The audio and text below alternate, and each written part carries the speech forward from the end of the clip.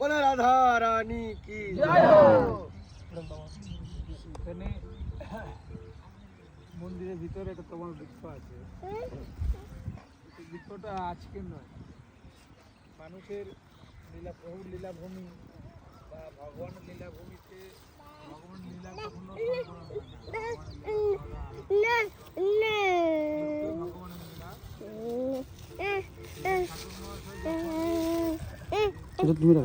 তুমি রাখো বাবারা দেখো তুমি। মহাপ্রভু এখানে গৌরদেব ভ্রমণে আসে। শ্রী চৈতন্য মহাপ্রভু নিজের পিত্রালয় ভ্রমণে আসে।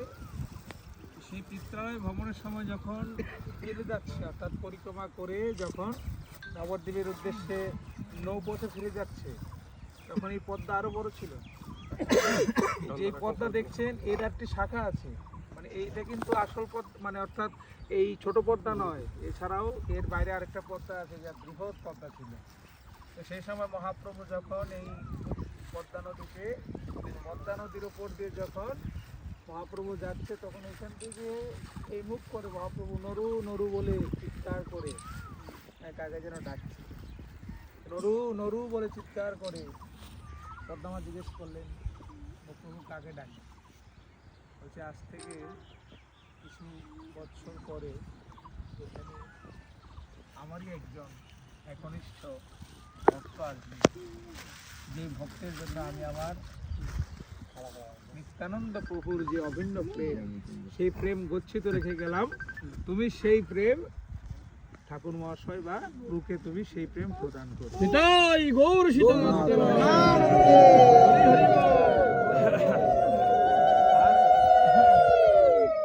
আর তখন তখন তখন শ্রীমন মহাপ্রভু এই কথা বলার সাথে সাথে কাকাজি বললেন যে তুমি কিভাবে চিনবে যে ঠাকুর মহাশয়ের স্পর্শে ঠিক আজকে যেমন তুমি আনন্দ পাচ্ছ, তুমি সেরকম আনন্দ পাবে। তো মহাপ্রভু চলে গেলেন সে প্রেম গচ্ছিত প্রেম রেখে। আর এদিকে ঠাকুর মহাশয় নরোত্তম দাস ঠাকুর মহাশয় খেলার ছলে এই পদ্মার ঘাটে আসলেন। নরোত্তম দাস ঠাকুর মহাশয় পদ্মার ঘাটে আসলেন। পদ্মার ঘাটে এসে কে যেন তাকে ডাকছে।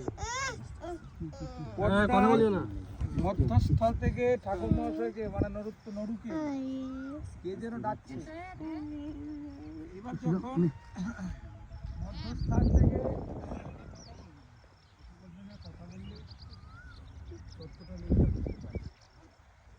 এবার যখন সে মধ্যভাগ থেকে, অর্থাৎ পদ্মার মধ্যস্থল থেকে কে যেন আকর্ষণ, চুম্বকের মধ্যে যেরকম চুম্বক লোহাকে আকর্ষণ করে, চুম্বকের সামনে লোহাকে রাখলে কি চুম্বক লোহাকে যতটা নিজের কাছে পারে আকর্ষণ করে। তো ঠিক সেই কৃষ্ণমণি পরশমণি শ্রীমন মহাপ্রভুর গচ্ছিত রাখা প্রেম চুম্বক স্বরূপ ঠাকুর মহাশয়কে নিজের দিকে কি আকর্ষণ করছে। ঠাকুর মহাশয় আজকে পদ্মা নদীতে অবগাহন মানে স্নান করার ইচ্ছা। ঠাকুর মহাশয়ের স্পর্শমাত্র পদ্মাকে বলেছিলেন মহাপ্রভু, আজ হইতে আমার স্পর্শে তুমি যে আনন্দ পাইলা, সেই নরোত্তম নরুর স্পর্শে তুমি সেই আনন্দ পাইলা। সেই নরোত্তম দাস ঠাকুর মহাশয় যখন এসে পদ্মা মাত্র স্পর্শ করলেন, স্পর্শ করার সাথেই পদ্মা আবার কি দুলতে লাগলো, ঢেউয়ের তরঙ্গে আজকে ভাসতে লাগলো। ঠিক যেমন মহাপ্রভু আসার সময়কালীন সময়ে এসেছিল। আর পদ্মা বুঝে গেলেন এই সেই নরোত্তম, যাকে আমার মহাপ্রভুর গচ্ছিত রাখা প্রেম দিতে হবে। নরোত্তম দাস ঠাকুর মহাশয় এগিয়ে গেলেন। অল্প অল্প এগিয়ে যাওয়ার সাথে তিনি ছিলেন কালসট বর্ণে, অর্থাৎ কালো পুকুর। তো ঠিক মধ্যভাগে পদ্মার মধ্যস্থলে গিয়ে যখন তিনি ডুব দিলেন, দেখলেন ডুব দেওয়ার সাথে সাথে যখন নিচে গিয়ে, অর্থাৎ পদ্মা নদীর গভীরে গিয়ে চোখ খুললেন, দেখলেন আর কেউ না, সাক্ষাৎ মহাপ্রভু দু হাত বাড়িয়ে ঠাকুর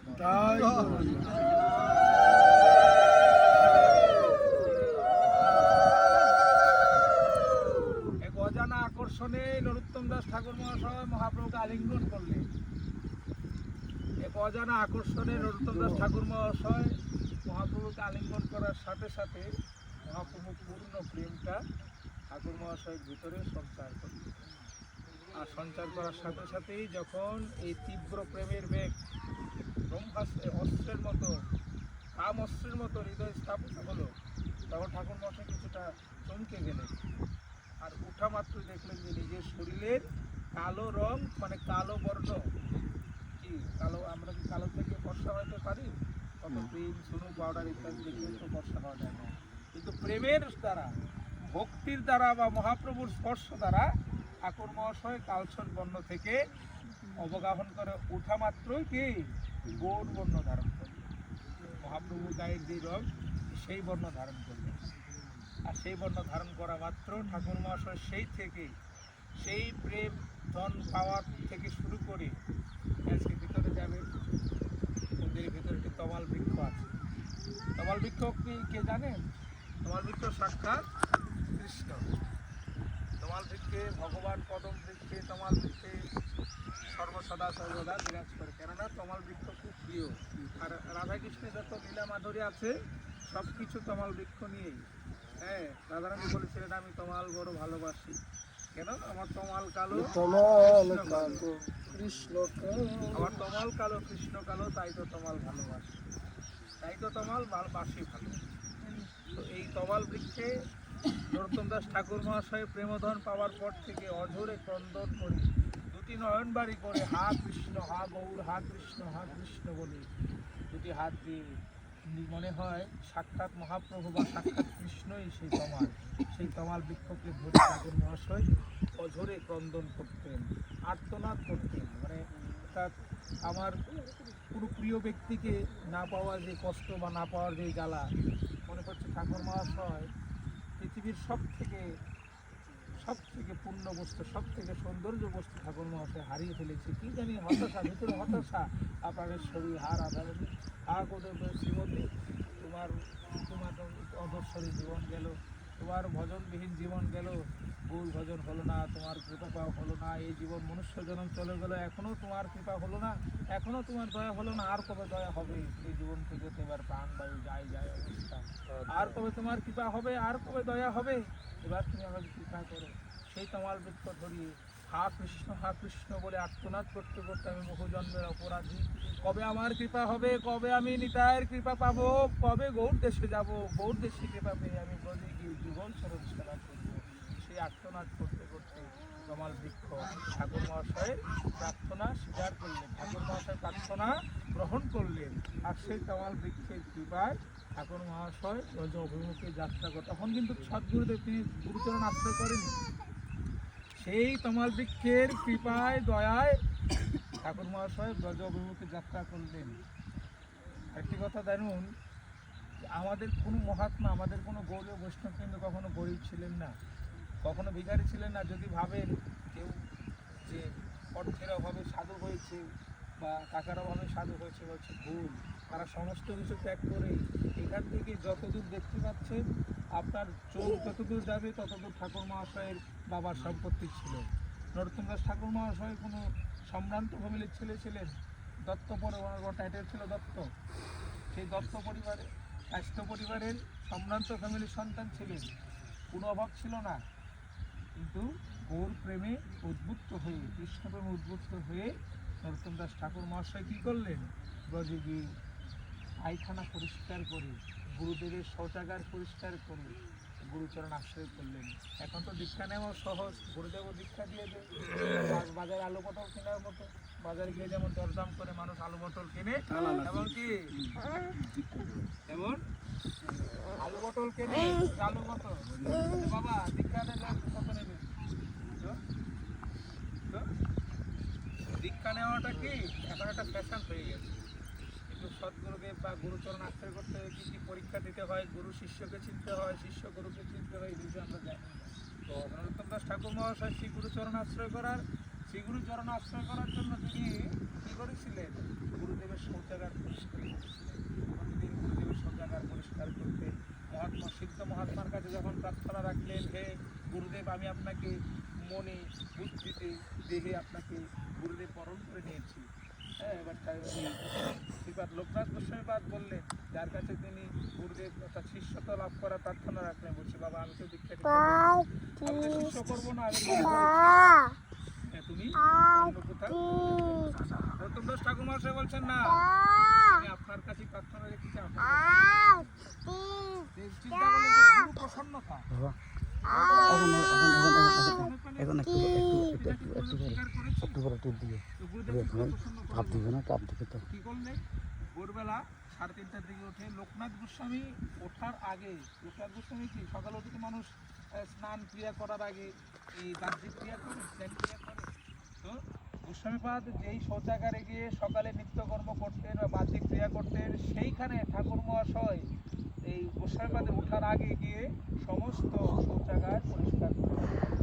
আর যখন লোকনাথ গোস্বামীপাদ ঘটনাক্রমে সেখানে গিয়ে দেখছেন সমস্ত শৌচাগার আয়নার মতো সোনার ঘরের মতো পরিষ্কার করা, তখন তিনি চমকে গেলেন যে এরূপ বালককে যে প্রতিদিন আমার এই সেবা করে, এরকম তুচ্ছ থেকে তুচ্ছ সেবা মানে অর্থাৎ কি অনেকে কি বাথরুম পরিষ্কার করতে চাইবে, তারা বাথরুমকে পরিষ্কার করতে পারছে না, বাথরুম পরিষ্কার জন্য জনগোষ্ঠীটা আছে যাদেরকে আমরা বলি কি হ্যাঁ সুইপার, তো সেই সুইপারদের কাজ বাথরুম পরিষ্কার করা। কিন্তু হেন কতটা বৈরাগ্য থাকলে, কতটা নিষ্কিঞ্চন ভিতরে প্রেম থাকলে বা গুরুপ্রতি নিষ্ঠা থাকলে যে গুরুদেবের শৌচাগার পর্যন্ত শিষ্য পরিষ্কার করে।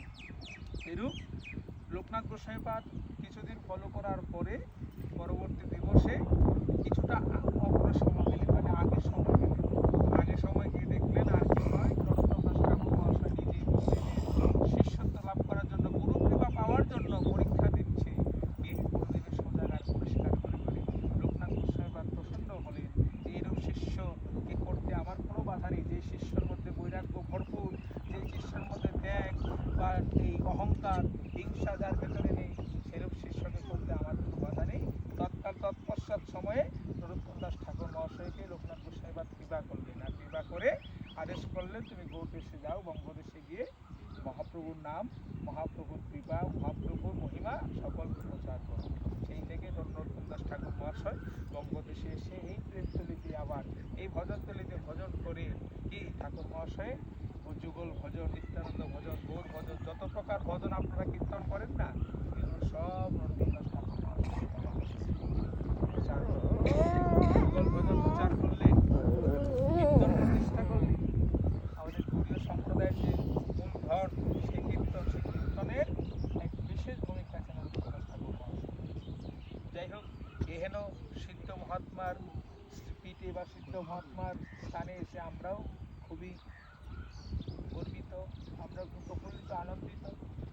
তো কাকাজি বললেন যে এখানে প্রেম তো শুধু ঠাকুর মহাশয়ের জন্য রেখে যায়নি, সেই ঘাটে যারাই শ্রদ্ধাপূর্বক এসে স্নান করবে, এই পদ্মা নদীর ঘাটে জানেন আজকে খুব একবারে দৃশ্যটা দেখে খুব চিন্তাহরণ ঘাটের কথা মনে পড়ছে। চিন্তাহরণ ঘাটে যখন 84 কোষের শেষ দিন আমরা রমণীতে যাব, সমুদ্র রমণীতে যাওয়ার আগে 1200 সাধু একসাথে আমরা স্নান করেছি। দৃশ্য মনে হচ্ছে যে তাদের যে এক একজনের সাথে এক একজনের কি পরিচয়, যে কি রক্তের কোনো সম্পর্ক নেই, কিন্তু এর থেকে অনেক বেশি সম্পর্ক একজনের মধ্যে একসাথে হয়ে গেছে। আর সেই চিন্তাহরণ ঘাটে চিন্তাহরণ মহাদেব করে, আর এখানে সিদ্ধগুণা মাইয়াকে আমরা সকলে মিলে অবগাহন করেছিলাম। ভাগ্যক্রমে আমাদের সাথে এক সাধুর কাছে এক দিব্য শ্রীমূর্তি যোগমায় ভগবতী দেবীর শ্রীমূর্তি প্রকাশ হয়েছিল। তো যে সেই চিন্তাহরণ ঘাটের যমুনা বা আমার পদ্মা নদীর এই পদ্মা নদী, এটা কোনো ভিন্নতা নেই, কেননা যেই বৃন্দাবন ধাম খেতুরি ধাম, বৃন্দাবন ধাম বৃন্দাত্র বসবাস করলে যে ফল লাভ হয়, খেতুরি ধাম একটা বসবাস করলে সেই ফল লাভ হয়। অভিন্ন বৃন্দাবন, যাদের বৃন্দাবন যাওয়ার সামর্থ্য নেই, যমুনাতে স্নান করার সামর্থ্য নেই, তারা হচ্ছে পদ্মা নদীতে স্নান করলে তাদের যমুনা স্নান করার ফল লাভ হয়।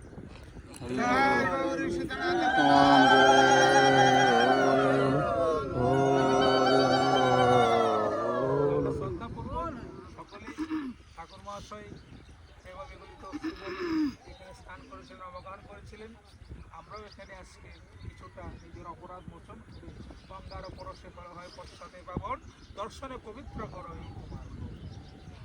তো সেই গঙ্গার অবগাহন করে, পদ্মা নয়, এই গঙ্গারই শাখা, গঙ্গা মায়ের যমুনা মায়ের অদ্ভুত শাখায়, বিভিন্ন শাখা, সেই গঙ্গায় অবগাহন করে আমরা আজকে প্রেম লাভ করবো।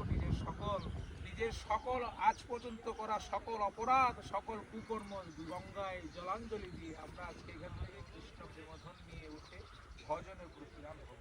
এ আমাদের পণ নরোত্তম দাস ঠাকুর মহাশয়ের প্রতি সকলে কৃপা করে সকলে একত্রিত হয়ে আমরা স্নান করে গঙ্গা পুজো করি। জয় জানিতা এই গৌর